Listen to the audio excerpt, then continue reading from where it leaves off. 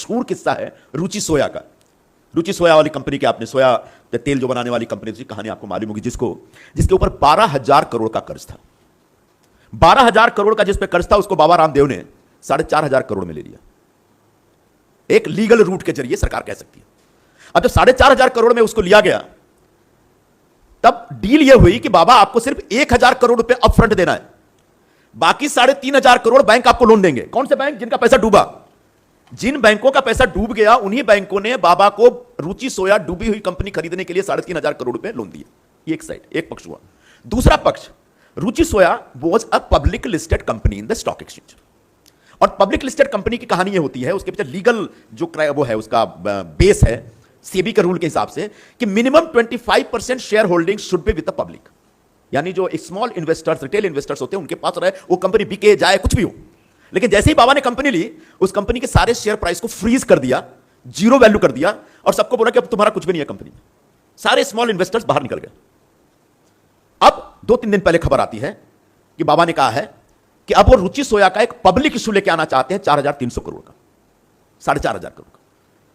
जैसे ही public issue लेके आएंगे, उसका बाबा का स्टेटमेंट आता है कि मैं रुचि सोया को कर्ज मुक्त करने जा रहा हूं। ये 4,500 करोड़ में से 3,500 करोड़ बैंकों का दे दिया जाएगा, बाबा का भी 1,000 करोड़ आ जाएगा उनके पास, और रुचि सोया बाबा के पास मुफ्त में आ जाएगा।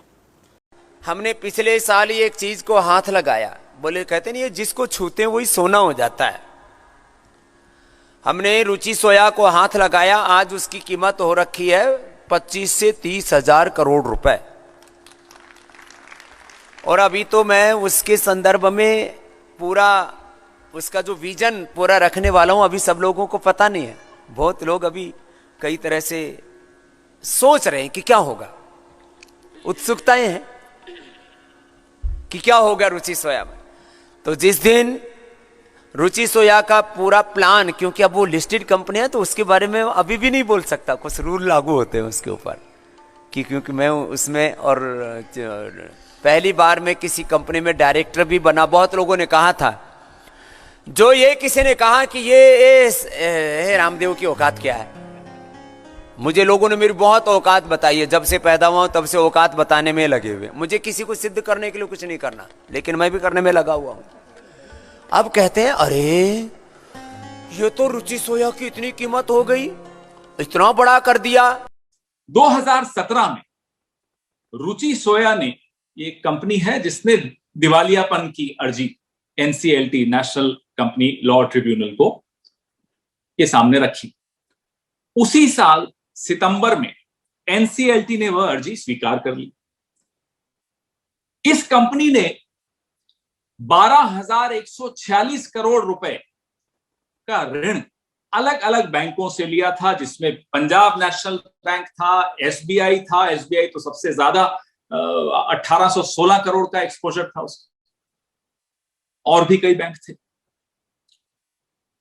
जब सेटलमेंट की बात आई, तो सेटलमेंट के नाम पर स्टेट बैंक ऑफ इंडिया, जो कि इस देश का बहुत सबसे महत्वपूर्ण बैंक कहा जा सकता है, सेटलमेंट के नाम पर स्टेट बैंक ऑफ इंडिया सिर्फ 883 करोड़ ले पाया, सेटल कर पाया।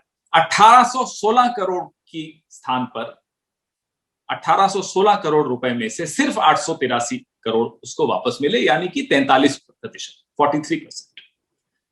दिवालिया घोषित होने के बाद एक स्टेज आई जहां बिडर्स आए, बोली लगी। 2 बिडर्स आए। जाहिर सी बात है कि एक तो पतंजलि और एक विल्मर अडानी। अंत में क्या हुआ कि पतंजलि ने 4,350 करोड़ में रुचि सोया को एक्वायर कर लिया, खरीद लिया। कहानी में ट्विस्ट यहां से आता है। रुचि सोया को खरीदने के लिए पतंजलि ने 3,250 करोड़ का ऋण लिया, एसबीआई से भी लिया और बाकी बैंकों से भी लिया। तो आप देखिए कि एक कंपनी जिसने इन तमाम बैंकों का पैसा लेकर डूब गई, उस कंपनी को बेचने की जब स्थिति आई, तो उसका खरीदार ने भी इन्हीं बैंकों से उसी डूबी हुई कंपनी को खरीदने के लिए ऋण लिया 3,250 करोड़ का।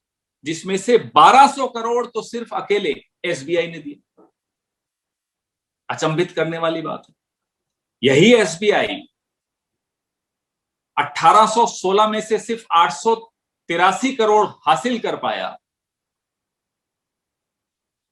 लगभग 1000 करोड़ का वहां और 1200 करोड़ का यहां, तो लगभग 2100-2200 करोड़ एक रुचि सोया को डूबने और फिर से किसी को खरीदवाने के लिए लगा। एसबीआई का लगा, मेरा और आपका पैसा है, इस देश के करदाता का पैसा है, इस देश के साधारण नागरिक का पैसा है।